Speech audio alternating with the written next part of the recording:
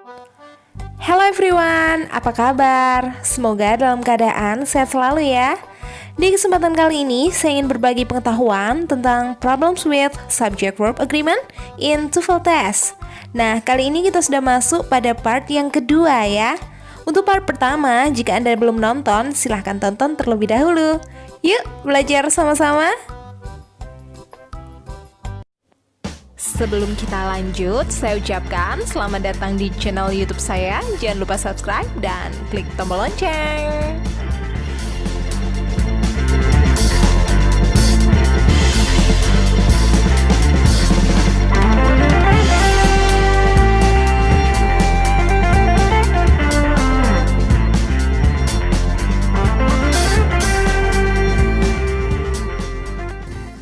Seperti yang sudah saya sampaikan sebelumnya, hari ini kita belajar tentang problems with subject-verb agreement, dan ini adalah part yang kedua.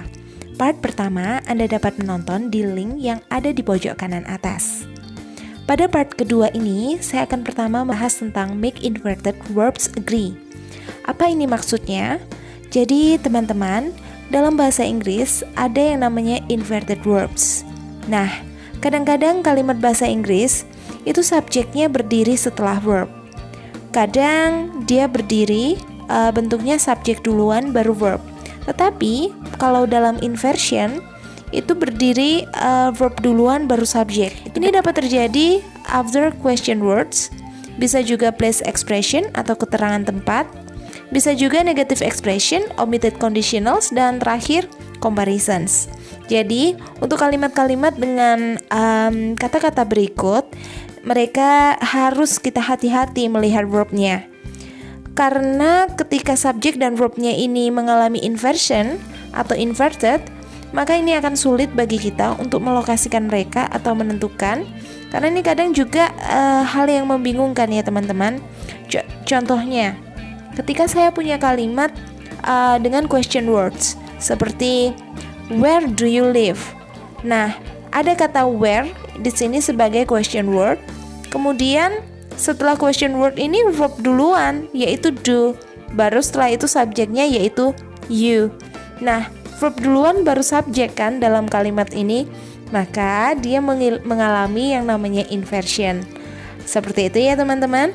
Nah, di sini kita harus tahu bahwa kalau ada kalimat-kalimat dengan question word, place expressions, negative expressions, omitted conditionals, dan comparisons, kita harus paham bahwa pada kalimat-kalimat ini yang berdiri duluan adalah verbnya, baru setelah itu subjek. Seringkali bentuknya seperti itu ya teman-teman. Yuk, mari kita lanjut pada slide berikut. Ada beberapa contoh supaya lebih jelas. Jadi, di sini saya punya kalimat behind the house was bicycles I wanted. Nah, di sini yang saya beri tanda kurung behind the house itu adalah keterangan tempat. Nah, sekali lagi, jika ada place expressions ada di depan seperti ini, maka setelah place expressions itu yang muncul adalah verb duluan, baru setelah itu subjek. Jadi di sini ada verb duluan yaitu was, ya kan? Lalu subjeknya adalah the bicycles. Nah, tahu nggak di sini? Kalimat ini kenapa was saya beri tanda bintang? Karena kita fokus pada verb di sini. Verb di sini adalah verb yang salah, teman-teman. Tahu nggak kenapa? Karena subjeknya adalah the bicycles. Nah, ada huruf S di sini bicycles. Dia jamak atau tunggal? Ya, betul sekali. Dia jamak. Kalau jamak nggak boleh pakai verb yang tunggal.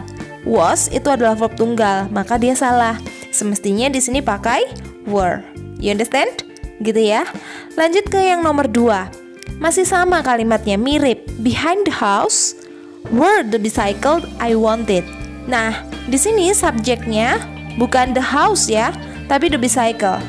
Karena behind the house ini adalah behind the house adalah keterangan tempat.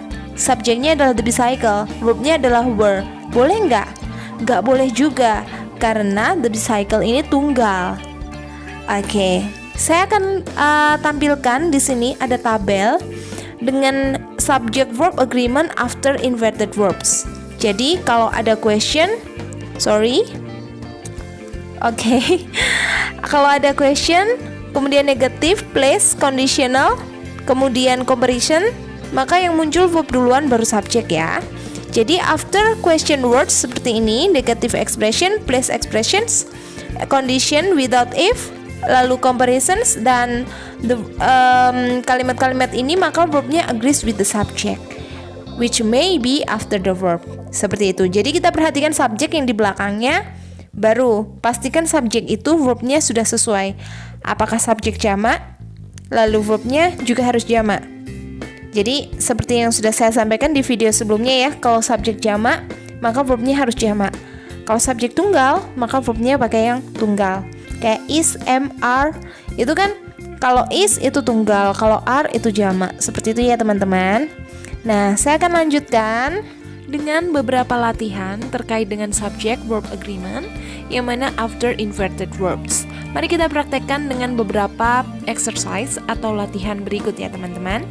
Soal yang pertama, around the corner and to the right is the rooms that have been assigned to that program.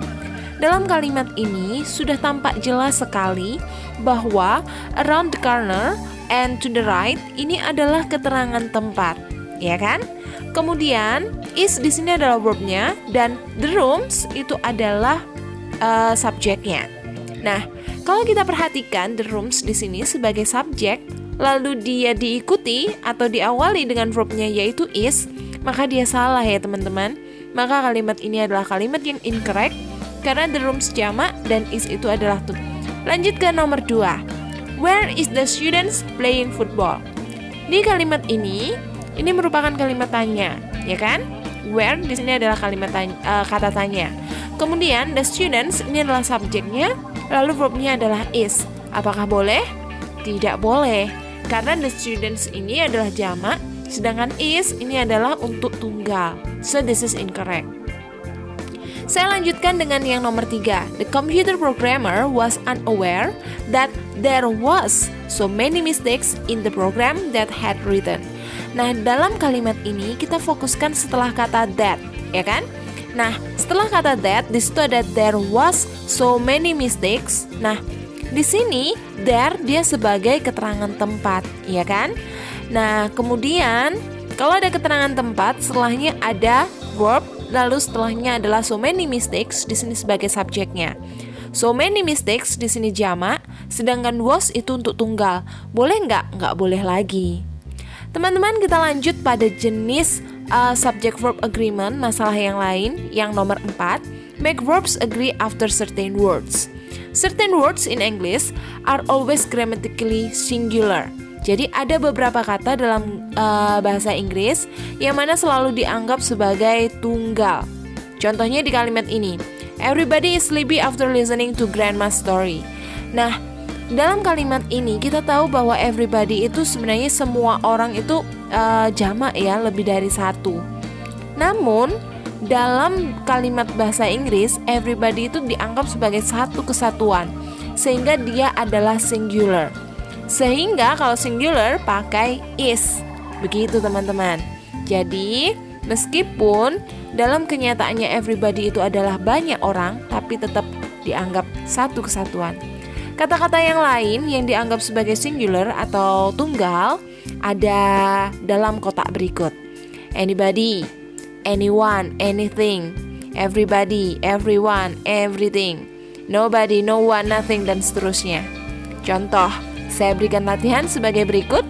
Somebody actually bla bla bla that man. Kita pakai love atau loves. Di sini somebody dianggap sebagai tunggal. Betul. Kita pakai loves ya. Everything in this living room expensive. Ini pakai look atau looks. Yep, pakai looks karena everything dianggap sebagai tunggal atau singular. Lalu soal yang nomor 3 teman-teman. Mari kita perhatikan kalimat berikut. Ya, no one bla bla bla from office during August. Nah, no one di sini dianggap sebagai tunggal ya teman-teman. Nah, kalau dianggap sebagai tunggal, maka pakai work atau works. Betul sekali, kita pakai works. Seperti itu ya. Semoga penjelasan saya dapat dipahami dengan baik dan Di sini saya mengucapkan terima kasih atas perhatian Anda terhadap video ini.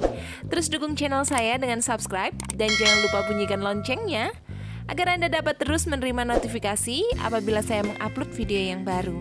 Sekali lagi saya ucapkan terima kasih atas perhatian Anda dan sampai jumpa.